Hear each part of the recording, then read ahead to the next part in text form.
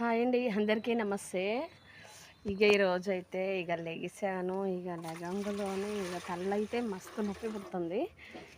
ఏది నొప్పి పుట్టినా తప్పదు కదా ఆడవాళ్ళకి. లెగంగానే వంట అయితే మొదలుపెట్టాలి. మొత్తానికైతే ఇడ్లీ ఎక్కువ శాతం అత్తయ్య వాళ్ళు ఇడ్లీ తింటారు. ఎందుకంటే వాళ్ళకు పళ్ళులో కాబట్టి ఇడ్లీ అయితేనే మంచిగా తింటారు. వేరే వండితే తినరని ఎక్కువ ఇడ్లీయే వండుతాను. అందుకే మొత్తానికి ఇప్పుడు పిండి అయితే ఆల్రెడీ నైట్ అయితే మిక్సీ పట్టి పక్కన పెట్టాను. ఇడ్లీ పిండి ఎవరైనా అంతే పెడతారులేండి.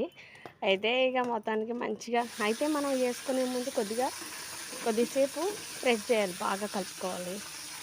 కలిపితే మంచిగా వస్తాయి ఇడ్లీ.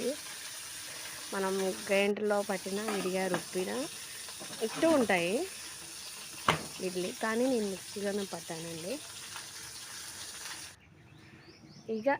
ప్లేట్లు అయితే వేసాను, ఇడ్లీ వేసాను. పల్లీలు అయితే ఆల్రెడీ కాసిన పచ్చిమిర్చి ఉన్నాయి ఇంట్లో.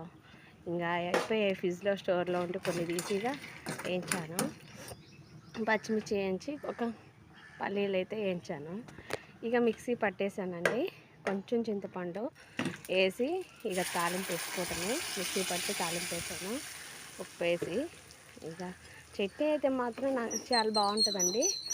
అయితే మనం లైట్గా చింతపండు వేసుకోవాలి, ఏదో కొంచెం వేసినట్టు వేసుకోవాలి. ఎక్కువగా వేసుకోకూడదు, తక్కువగా వేసుకోవాలి. అందరికీ పెట్టేశాను. అత్తయ్య వాళ్ళకి, మామయ్యకి, ఇంట్లో అందరికీ పెట్టేశానండి. ఈరోజు వీడియో ఇది.